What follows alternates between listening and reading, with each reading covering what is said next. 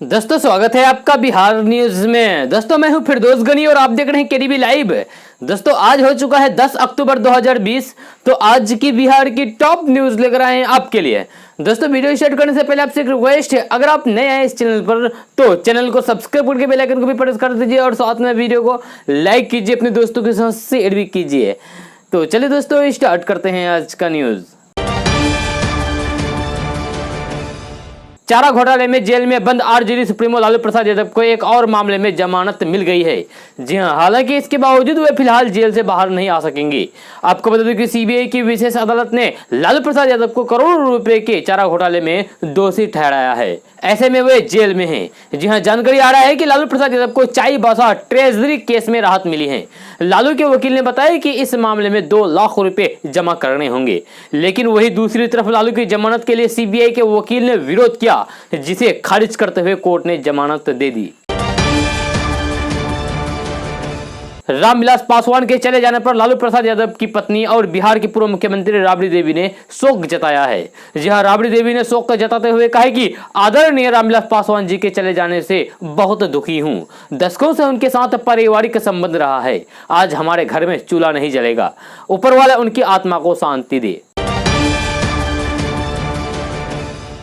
कुछ दिन पहले चुनाव आयोग ने बिहार में होने वाले विधानसभा चुनाव की तारीख का ऐलान कर दिया था और अब हर पार्टी अपनी तैयारियों को अंतिम रूप देने में लगी हुई है। वहीं चुनाव लड़ने वाले प्रत्याशी भी नामांकन का पर्चा भरते हुए नजर आ रहे हैं।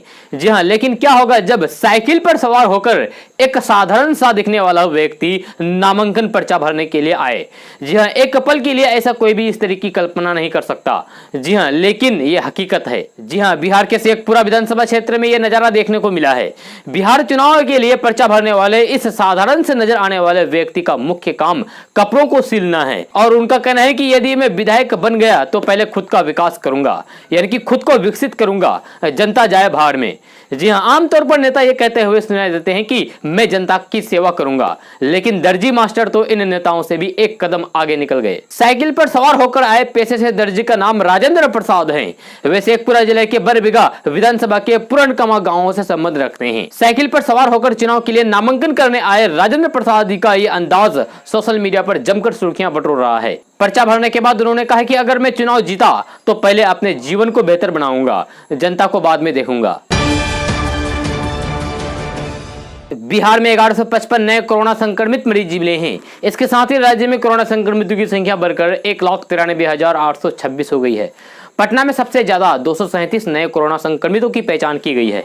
वहीं अररिया में 30, अरवल में 3, औरंगाबाद में 21, बांका में 16, बेगूसराय में 6, भागलपुर में 37, भोजपुर में 18, बक्सर में 9, दरभंगा में 9, पूर्वी चंपारण में 68, गया में 43, गोपालगंज में 26, जमुई में 20, जहानाबाद में 13, कैमूर में 16, कटिहार में 70, खगड़िया में 3, किशनगंज में 30, लखीसराय में 35, मधेपुरा में 36, मधुबनी में 15, मुंगेर में 17, मुजफ्फरपुर में 71, नालंदा में 34, नवादा में 18, पूर्णिया में 52, रोहतास में 23, सहरसा में 23, समस्तीपुर में 24, सारण में 25, शेखपुरा में 6, शिवहर में 5, सीतामढ़ी में 20, सीवान में 10, सुपौल में 26, वैशाली में 29 और पश्चिमी चंपारण में 11 नए कोरोना संक्रमितों की पहचान की गई है।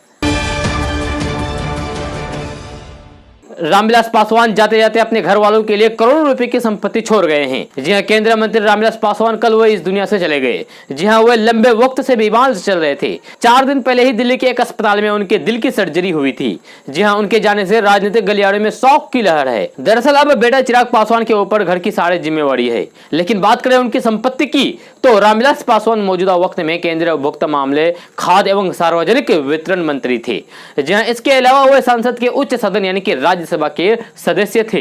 राज्यसभा चुनाव में नामांकन के वक्त उन्होंने अपनी संपत्ति को लेकर हल्फनामा दाखिल किया था, जिसके मुताबिक उनकी कुल संपत्ति तब 1,42,00,000 रुपए थी, जिसमें से 1,06,00,000 रुपए की संपत्ति चल है। जी हां, जबकि 21 लाख रुपए के आभूषण हैं। इसके अलावा करीब 82 लाख रुपए उनके नाम से बैंक में जमा है। हल्फनामा के मुताबिक रामविलास पासवान के पास 22 लाख रुपए की कृषि भूमि थी। जी हां, जबकि जो गैर कृषि भूमि उनके नाम है उसकी कीमत 13 लाख के आसपास है। राज्यसभा चुनाव तक उन्होंने शेयर बाजार, LIC आदि में कोई निवेश नहीं किया था। दोस्तों क्या आप जानते हैं कि आपका आधार कार्ड नकली भी हो सकता है? जी हाँ, नकली आधार कार्ड की वजह से आप कई सारी सरकारी योजनाओं की सुविधाओं से वंचित रह सकते हैं। यूआईडीआई का कहना है कि हर 12 डिजिट वाला नंबर आधार नहीं होता है, इसलिए यह संभव है कि आपको आधार नंबर के नाम पर कोई भी फेक नंबर बता दिया जाए। इस धोखाधड़ी से बचने के लिए यूआईडीआई किसी भी आधार नंबर की सत्यता जांच करने की सुविधा उपलब्ध कराती है। आधार नंबर चेक करने की सुविधा यूआईडीआई ने अपनी वेबसाइट पर दे दी है और ये वेबसाइट है www.resent.uidai.net.in। जी हाँ, इस पर जाकर के आप आसानी से चेक कर सकते हैं। जी हाँ, आपको जो आधार नंबर मिला है वो सही है या नहीं, इस पर आप चेक कर सकते हैं। कोरोना की वैक्सीन लोगों तक सुरक्षित पहुंचे, इसके लिए भारत को कोल्ड चेन सुविधाओं को बढ़ाने पर जोर देना होगा। जी हां, विशेषज्ञों का मानना है कि दुनिया के दूसरे सबसे बड़ी जनसंख्या वाले देश भारत के लिए यह सबसे बड़ी चुनौती है। नई दिल्ली में स्थित नेशनल इंस्टीट्यूट ऑफ इम्यूनोलॉजी के वैज्ञानिक डॉक्टर सत्यजीत रथ का कहना है कि वैक्सीन बनाने वाली कंपनियों को बड़े पैमाने पर अतिरिक्त कोल्ड चेन की जरूरत होगी। जेनेटिक मटेरियल से तैयार वैक्सीन अधिक तापमान से खराब भी हो जाती है। जी हाँ, इसमें निजी क्षेत्र की कंपनियों की मदद भी लेनी होगी, तभी सुरक्षित असरदार वैक्सीन लोगों तक पहुंच सकती है। प्रशिक्षण में शामिल कुछ वैक्सीन को विशेष महत्व तापमान पर ही रखा जा सकता है। ऐसे में कोल्ड चेन टूटने पर वैक्सीन बनने के बाद बाजार में पहुंचने तक स्थिति बिगड़ सकती है। बिहार में विधानसभा चुनाव में जो समीकरण बन रहे हैं उनके बीच एक अलग ही चर्चा राजनीतिक गलियारों में जोर पकड़ रही है। जहां यह चर्चा है पर्दे के पीछे से प्रशांत किशोर की भूमिका की। जहां चर्चा है कि चिराग पासवान और प्रशांत किशोर की करीबी बिहार के सियासी समीकरण को अलग ही दिशा में ले जा रही है। अटकलें यहाँ तक है कि प्रशांत किशोर की सलाह पर ही चिराग पासवान ने जेडीयू के खिलाफ चुनाव लड़ने का फैसला किया है। इस तरह प्रशांत जहां जेडीयू से अपना अपमानजनक निष्कासन का बदला ले सकते हैं, वही करीबी नरेंद्र मोदी को भी फायदा पहुंचा सकते हैं। जी हां, 2015 के विधानसभा चुनाव में नीतीश कुमार और आरजेडी महागठबंधन को शानदार जीत दिलाने में अहम भूमिका निभाने वाले प्रशांत किशोर इन दिनों बिहार की राजनीतिक परिदृश्य से बिल्कुल गायब है। जी हां, जमीनी स्तर पर देखने पर ऐसा लगता है कि पीके और उनकी कंपनी आईपैक इन दिनों बिहार में कुछ भी नहीं कर रही है, लेकिन सूत्रों का मानना है कि प्रशांत किशोर पर्दे के पीछे से एक अलग ही रणनीति बनाने में लगे हुए हैं। सूत्र बताते हैं कि प्रशांत किशोर और चिराग पासवान 2 साल से लगातार संपर्क में हैं। चिराग और प्रशांत किशोर रामविलास पासवान के पटना वाले घर पर 11 नवंबर 2018 को मिले थे। फिर अगले ही दिन 12 नवंबर को पटना के सीएम आवास में भी ये दोनों फिर से मिले। जी हां, तब ये दोनों लगातार संपर्क में रहते हैं। बिहार के जहानाबाद में नामांकन के आखिरी दिन भाजपा के प्रदेश स्तर की 2 नेताओं ने पार्टी से बगावत करके लोजपा उम्मीदवार के तौर पर मखदुमपुर और जहानाबाद विधानसभा सीट से नामांकन कर दिया है। नामांकन करने वालों में प्रदेश कार्यकारिणी सदस्य रानी कुमारी और प्रदेश महिला भाजपा के उपाध्यक्ष इंदु कश्यप शामिल है। दोनों नेताओं ने आज नामांकन के अंतिम दिन अपना नामांकन का पर्चा दाखिल किया है। आपको बता दें कि रानी कुमारी और इंदु कश्यप को भाजपा के वरिष्ठ नेता के रूप में भी जाना जाता है, लेकिन विधानसभा चुनाव में मखदुमपुर सीट हम और जहानाबाद सीट जेडीयू के खाते में जाने से नाराज दोनों ने पार्टी के सभी पदों से इस्तीफा दे दिया और लोजपा का दामन थाम लिया। बिहार विधानसभा चुनाव की सियासत जाति के इर्द गिर्द सिमटती नजर आ रही है। आरजेडी प्रमुख लालू प्रसाद यादव ने जिस मुस्लिम यादव यानी कि MY समीकरण के जरिए 15 साल तक राज किया था, उस पर नीतीश कुमार की नजर है। जी हां, नीतीश कुमार ने जेडीयू के टिकट बंटवारे में यादव और मुस्लिम समुदाय से 2.5 दर्जन कैंडिडेट मैदान में उतार कर लालू प्रसाद के MY समीकरण में सेंधमारी करने की कवायद की है। हालांकि इसमें नीतीश कुमार कितना कामयाब होंगे ये तो फिर 10 नवंबर को ही चुनाव नतीजे आने के बाद ही पता चल सकेगा। जी हाँ, बिहार में 16% मुस्लिम और 15% यादव मतदाता हैं। यादव और मुस्लिम मिलकर सूबे के करीब 100 सीटों पर राजनीतिक असर डालते हैं। यही वजह है कि जेडीयू प्रमुख नीतीश कुमार ने 115 प्रत्याशियों के नाम का ऐलान कर दिया है, जिसमें उन्होंने 11 सीटों पर मुस्लिम और 19 सीटों पर यादव समुदाय से उम्मीदवार बनाया है। इस तरीके से कुल 30 सीटों पर उन्होंने यादव मुस्लिम को टिकट दे दिया है। कोरोना महामारी के साथ समझदार ग्राहक बैंकों के लिए दोहरी चुनौती वर्तमान में पैदा कर रहे हैं। जी हां, दरअसल बैंकों के सामने ये मुसीबत लोगों द्वारा बचत बढ़ाने और कम कर्ज लेने से पैदा हुई है। जी हां, बैंकों में जमा बढ़ने से ऋण जमा अनुपात गिरकर सितंबर महीने में 71.8% पर पहुंच गया है। ऋण जमा अनुपात का मतलब होता है कि कोई भी बैंक अपनी मौजूदा जमा राशि पर कितना कर्ज दिया है। वही बैंकों को अपनी जमा पर CRR का अनुपात बनाए रखना होता है। इसके साथ ही LLR का अनुपात भी बनाए रखना होता है। बैंकों की वित्तीय स्थिति बिगड़ने में कोरोना महामारी की अहम भूमिका रही है। जहां कोरोना और लॉकडाउन के कारण 27 मार्च महीने से लेकर 11 सितंबर तक बैंकों द्वारा दिए जाने वाले कर्ज में 1.4% की गिरावट दर्ज की गई है। इसके चलते बैंकों का कुल कर्ज गिरकर 102 खरब रुपए रह गया है। बिहार के मुख्यमंत्री नीतीश कुमार ने ट्वीट करके लिखा है कि केंद्रीय मंत्री एवं लोकप्रिय राजनेता रामविलास पासवान के जाने से उन्हें व्यक्तिगत तौर पर दुख पहुंचा है। नीतीश कुमार ने कहा है कि उनका जाना भारतीय राजनीति के लिए अपूरणीय क्षति है।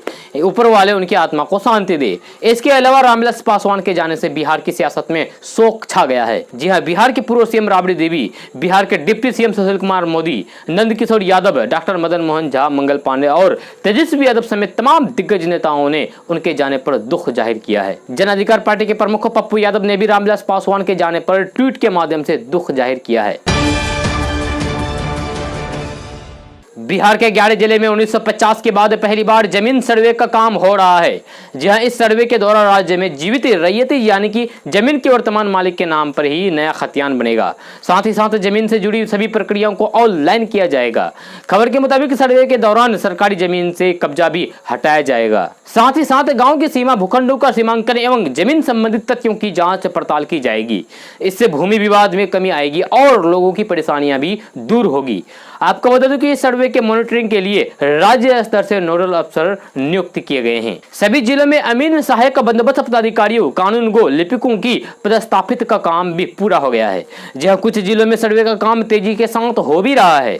मिली जानकारी के अनुसार बिहार के बांका, शेखपुरा, बेगूसराय, मधेपुरा, सुपौल, अररिया, अरवल, कटिहार, किशनगंज, खगड़िया, जमुई, शिवहर, नालंदा, जहानाबाद, मुंगेर, लखीसराय, सहरसा, सीतामढ़ी, चंपारण और पूर्णिया में जमीन सर्वे का काम शुरू हो चुका है। बिहार के सारण लोकसभा के अंतर्गत अमनोड़ विधानसभा क्षेत्र से भाजपा विधायक शत्रुघ्न तिवारी उर्फ चौकर बाबा का टिकट क्या कटा कि आमनोड़ की राजनीति में भूचाल आ गया।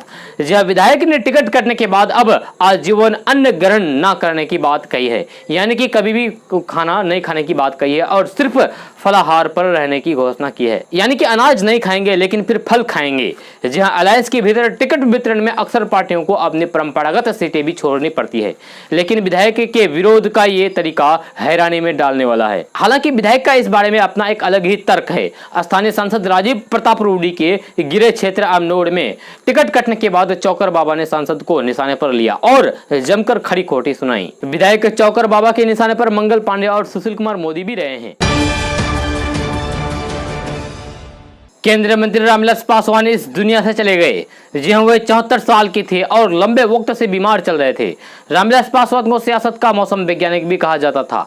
6 प्रधानमंत्रियों के साथ काम कर चुके रामविलास पासवान की निजी जिंदगी भी दिलचस्प थी। उन्होंने 2 शादियां की थी। पहली शादी 14 साल की उम्र में ही ग्रामीण पृष्ठभूमि से ताल्लुक रखने वाली राजकुमारी देवी से की थी। हालांकि साल 1981 में रामविलास पासवान ने राजकुमारी को तलाक देकर रीना शर्मा से दूसरी शादी की थी। ठेठ बिहारी रामविलास पासवान और पंजाबी रीना शर्मा की मुलाकात का किस्सा भी दिलचस्प है। इंडियन एक्सप्रेस की रिपोर्ट के मुताबिक रीना शर्मा पेशे से एयर होस्टेस थी। जी हाँ, और एक सफर के दौरान उनकी रामविलास पासवान से मुलाकात हुई थी। धीरे धीरे दोनों के बीच नजदीकियां बनी और साल 1983 में दोनों ने शादी कर ली थी। हालांकि लंबे वक्त तक किसी को पासवान की दूसरी शादी के बारे में पता नहीं था। बाद में जब सियासी हलकों में मामले ने तुल पकड़ा तो रामविलास पासवान ने बताया कि उन्होंने अपनी पहली पत्नी राजकुमारी देवी को तलाक दे दिया है। रामविलास पासवान की पहली पत्नी राजकुमारी देवी लाइमलाइट से दूर खगड़िया के शहर बन्नी स्थित अपने पैतृक आवास में रहती है, जबकि दूसरी पत्नी रीना दिल्ली में ही रहती है। पहली पत्नी से रामविलास पासवान की 2 बेटियां हैं, जबकि दूसरी पत्नी से चिराग पासवान और एक बेटी है। रामविलास पासवान ने पहली पत्नी राजकुमारी देवी को भले ही तलाक दे दिया हो, लेकिन वे आखिरी दम तक रामविलास पासवान के लिए फिक्रमंद थी। बिहार विधानसभा चुनाव 2020 से पहले विकासशील इंसान पार्टी के मुकेश सहनी को बड़ा झटका लगा है। जी हां, मुकेश सहनी के पार्टी के दिग्गज नेता राजेश रमैया ने इस्तीफा दे दिया है। राजेश रमैया मुकेश सहनी की एनडीए में जाने से नाराज बताए जा रहे थे। वीआईपी की एनडीए में शामिल होने से एसटी प्रकोष्ठ के प्रदेश उपाध्यक्ष राजेश राम रमैया ने पार्टी की सदस्यता से इस्तीफा दे दिया है। उन्होंने बताया कि एनडीए के साथ विचारधारा का मिलान नहीं होता है, इसी कारण इस्तीफा दे रहा हूँ। इधर मुजफ्फरपुर जिला अध्यक्ष विजेंद्र सहनी ने बताया कि राजेश सतीश रामैया मात्र 2 माह पहले ही पार्टी से जुड़े थे। उन्होंने लिखित इस्तीफा नहीं भेजा है। कांग्रेस नेता राहुल गांधी ने एक बार फिर से प्रधानमंत्री नरेंद्र मोदी पर निशाना साधा है। जी हां, राहुल गांधी ने कोरोना, भारत चीन गतिरोध, बेरोजगारी और हाल ही में हवाई जहाज खरीदे जाने के बाद प्रधानमंत्री नरेंद्र मोदी का एक वीडियो शेयर करके तंज कसा है। राहुल गांधी ने एक ट्वीट में कहा है कि भारत के लिए ये खतरा नहीं है, प्रधानमंत्री को समझ नहीं है। असलियत यह है कि उनके आसपास मौजूद किसी शख्स में उन्हें ये बताने की हिम्मत नहीं है। जी हां, राहुल गांधी की इस टिप्पणी पर रेल मंत्री पीयूष गोयल ने प्रतिक्रिया दी है। उन्होंने लिखा है कि राहुल गांधी के आसपास किसी को भी ये बताने की हिम्मत नहीं है कि वे समझ नहीं रहे हैं। बिहार विधानसभा चुनाव के पहले चरण में लोजपा ने अपने 41 उम्मीदवार मैदान में उतार दिए हैं। भाजपा से दोस्ती बरकरार रखी और वही नीतीश कुमार के 35 उम्मीदवार के खिलाफ अपने प्रत्याशी खड़े कर दिए हैं। जी हां, चिराग पासवान ने जदयू पर हमला किया है और कहा है कि जदयू को वोट देने का मतलब बिहार को बर्बाद करना है। लोजपा ने राजग गठबंधन के हम और वीआईपी को भी चुनौती दी है। हम के 6 और वीआईपी के 1 सीट पर अपने उम्मीदवार से राजग गठबंधन को भी चुनौती दी है। जी हां, पार्टी सूत्रों की माने तो आने वाले दूसरे चरण और तीसरे चरण के चुनाव में भी लोजपा की ये नीति रहेगी। आगे भी लोजपा भाजपा की सीटों पर उम्मीदवार नहीं उतारेगी। लॉकडाउन ने भारत सहित पूरी दुनिया की अर्थव्यवस्था को प्रभावित किया है। चालू वित्त वर्ष की पहली तिमाही के बाद देश में आर्थिक गतिविधियां खुलने लगी है, जिसका सकारात्मक परिणाम दिखने लगा है। आरबीआई गवर्नर शक्तिकांत दास ने मौद्रिक नीति समिति की बैठक में यह उम्मीद जताई है कि जनवरी से मार्च 2021 यानी कि चालू वित्त वर्ष के अंतिम और चौथी तिमाही में जीडीपी ग्रोथ पॉजिटिव में देखने को मिल सकती है। हालांकि आरबीआई गवर्नर ने यह भी अनुमान लगाया है कि चालू वित्त वर्ष यानी कि 2020-21 में जीडीपी ग्रोथ 0 से 9.5% नीचे रह सकती है। बिहार विधानसभा चुनाव को लेकर भले ही एनडीए और भाजपा नेताओं के द्वारा पार्टी और गठबंधन के भीतर सब कुछ ठीक होने का दावा किया जाता हो, लेकिन जमीनी हकीकत कुछ और ही है। जहां समस्तीपुर जिले के 10 में से 7 सीट जेडीयू के पास जाने के बाद भारतीय जनता पार्टी के कार्यकर्ता समस्तीपुर में बगावत पर उतर गए हैं। भाजपा कार्यकर्ताओं ने समस्तीपुर जिला मुख्यालय की सीट छोड़ने पर एक बड़ी बैठक आयोजित करके निर्दलीय उम्मीदवार खड़ा करने की तैयारी में जुट गए हैं। आपको बता दें कि समस्तीपुर जिले के 10 में से 7 सीटों पर जनता दल यूनाइटेड के उम्मीदवार चुनाव लड़ रहे हैं। वहीं समस्तीपुर, रोसड़ा, उजियारपुर और मोइनुद्दीन नगर विधानसभा सीट बीजेपी के खाते में गई है। इस फैसले के बाद उजियारपुर विधानसभा क्षेत्र में भी भाजपा कार्यकर्ताओं में आक्रोश देखने को मिल रहा है। दिसंबर महीने से आपको बड़ी रकम ट्रांसफर करने के लिए बैंक खोलने और बंद होने का इंतजार नहीं करना होगा। जी हां, भारतीय रिजर्व बैंक ने आरटीजीएस को 24 घंटे 7 दिन चालू रखने का ऐलान किया है। पॉलिसी के बाद आरबीआई गवर्नर ने कहा है कि फंड ट्रांसफर की आरटीजीएस प्रणाली दिसंबर से 24 घंटे उपलब्ध होगी। आपको बता दें कि आरटीजीएस के तहत न्यूनतम ट्रांसफर अमाउंट 2 लाख रुपए है। जी हां, आरबीआई ने राष्ट्रीय इलेक्ट्रॉनिक फंड ट्रांसफर यानी कि एनईएफटी सुविधा को पिछले साल से 24 घंटे के लिए शुरू कर दिया था। केंद्रीय मंत्री और लोक जनशक्ति पार्टी के संस्थापक रहे रामविलास पासवान के जाने से बिहार की राजनीति में जहां एक शून्य उभरा है, वहीं दलित राजनीति की आवाज बुलंद करने वाला एक रहनुमा भी चला गया है। खास बात यह है कि साल 1990 के पिछड़ा उभार के दौर से आगे निकलकर रामविलास पासवान ने जिस तरीके से समाज के हर वर्ग से तालमेल बिठाया और दलित राजनीति को अपना आधार बनाए रखा, तो जाहिर तौर पर चिराग पासवान के सामने सबसे बड़ी चुनौती यही होगी कि ऐसे वक्त में जब पिता का साया सिर से उड़ गया, तो फिर सियासत की उस विरासत को कैसे बरकरार रखा जाए। जहां इसके साथ ही घर के बड़े लड़के होने के साथ ही लोजपा अध्यक्ष के तौर पर चिराग पासवान के सामने कई अन्य चुनौतियां मौजूद हैं। अभी कोरोना के वैक्सीन पर सरकार की ओर से लगातार काम किया जा रहा है। जी हां, लेकिन कोरोना के वैक्सीन के तौर पर अभी मास्क ही एक कारगर है जो कोरोना से लोगों को बचा सकता है। लेकिन लोग अब लापरवाह होते जा रहे हैं, बिना मास्क के ही घर से बाहर निकल रहे हैं। सरकार ने अनलॉक में छूट दी तो लोग भी अनलॉक होते हुए मास्क लगाना भी बंद कर दिया है, जबकि अभी बाजार तथा अन्य जगहों से कोरोना गया नहीं है। जी हां, अभी कोरोना है, लेकिन लोग अभी मानने को तैयार नहीं है। चुनाव के दौरान निर्वाचन आयोग ने भी कोरोना के दृष्टि से कई चीजों को मतदान केंद्र पर व्यवस्था की बात कही है। चुनाव के आगाज होते ही मास्क, शारीरिक दूरी को भूलकर अब चुनाव के रंग में लोग रंगे हुए हैं। शिवसेना नेता संजय राउत आए दिन अपने बेबाक बयानों के चलते चर्चाओं में बने रहते हैं। फिलहाल उनका कहना है कि बिहार चुनाव में शिवसेना 50 सीटों पर चुनाव लड़ने का दम रखती है और इसके लिए महाराष्ट्र के मुख्यमंत्री उद्धव ठाकरे और राज्य मंत्री आदित्य ठाकरे वर्चुअल रैली को संबोधित करने वाले हैं। वैसे तो आप सभी जानते होंगे कि बिहार विधानसभा चुनाव के लिए शिवसेना अध्यक्ष और मुख्यमंत्री उद्धव ठाकरे पहले ही सहमति जता चुके हैं। वही बिहार के बारे में बात करें तो यहाँ शिवसेना की इकाइयों ने चुनिंदा सीटों के लिए ही अपने प्रत्याशी उतारने का प्रस्ताव दिया है और ये सीट 50 सीट का है। बिहार विधानसभा चुनाव में जातीय मतों के तो विभिन्न दलों के बीच विभाजित होने की संभावना है, लेकिन मुस्लिम वोटों को लेकर ऐसा नहीं है। ये माना जा रहा है कि 17% मुस्लिम मत 5 दर्जन से अधिक के सीटों पर निर्णायक भूमिका निभा सकते हैं।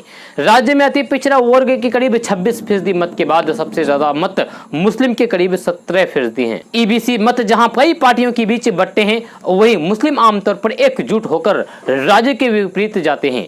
जहां पिछली बार मुस्लिम मतदाताओं के एकजुट होकर महागठबंधन को पड़ने से जदयू, राजद तथा कांग्रेस तीनों दलों को अपने अपने हिस्सों की सीटों पर फायदा मिला था, लेकिन इस बार जदयू के भाजपा के साथ खड़ा होने से मुस्लिम मत एकजुट होकर महागठबंधन की पार्टियों को जाएंगी। जी हां, इसलिए मुस्लिम वोट प्रभाव वाली सीटों पर राजग दलों के समीकरण प्रभावित हो सकते हैं। बिहार में करीब 60 से 65% सीटें ऐसी हैं जहां मुस्लिम मतदाताओं की आबादी 20 से 70% के बीच है। इसलिए इन सीटों पर यदि उनके मत एकजुट होकर किसी एक उम्मीदवार को जाते हैं तो उसका असर निश्चित है। जैसे कोचाधामन, अमोर, जो कि हाट, बलरामपुर, मनिहारी, सिकटा आदि ऐसी सीटें हैं जो मुस्लिम वोटर बहुत संख्या है, जहां यह माना जा रहा है कि चुनाव में मंदिर, नागरिकता कानून आदि से जुड़े मुद्दे गरमाएंगे, जिससे मतों का ध्रुवीकरण होगा। यह ध्रुवीकरण मुस्लिम मतों को एकजुट करेगा। असदुद्दीन ओवैसी जब हैदराबाद से बाहर किसी भी सूबे में चुनाव लड़ने के लिए जाते हैं तो उन पर संदेह किया जाता है, क्योंकि दूसरे राज्य में बिना संगठन और तैयारियों के वे चुनाव लड़ते हैं तो यह माना जाता है कि किसी और के इशारे पर वे मुस्लिम मतों को बिखारने के लिए आए हैं, इसीलिए बहुत ज्यादा उसका असर नहीं होगा। जहां यदि कोई अच्छा उम्मीदवार उतारने में वे सफल रहते हैं तो फिर उम्मीदवारों के व्यक्तित्व प्रभाव भले ही काम आ जाए। केंद्रीय मंत्री और लोक जनशक्ति पार्टी के संस्थापक रामविलास पासवान चला गया। जहां 74 वर्ष से पासवान पिछले कुछ दिनों से काफी बीमार चल रहे थे, जिसके बाद वे गुरुवार शाम दिल्ली के एक अस्पताल में अंतिम सांस ली। उनके बेटे चिराग पासवान ने ट्वीट करके उनके जाने की जानकारी दी। जहां पासवान के जाने की सूचना के बाद सियासी गलियारों में शोक की लहर दौड़ गई। इसके बाद राष्ट्रपति रामनाथ कोविंद और प्रधानमंत्री नरेंद्र मोदी ने उनके आवास पर पहुंचकर दिवंगत नेता को श्रद्धांजलि अर्पित की। इस दौरान पीएम मोदी ने चिराग पासवान के कंधे पर हाथ रखकर ढांढस बताए। दोस्तों, आज का न्यूज़ बस यहाँ तक। कैसा लगा जरूर अपना सुझाव दीजिए नीचे कमेंट बॉक्स में कमेंट करके।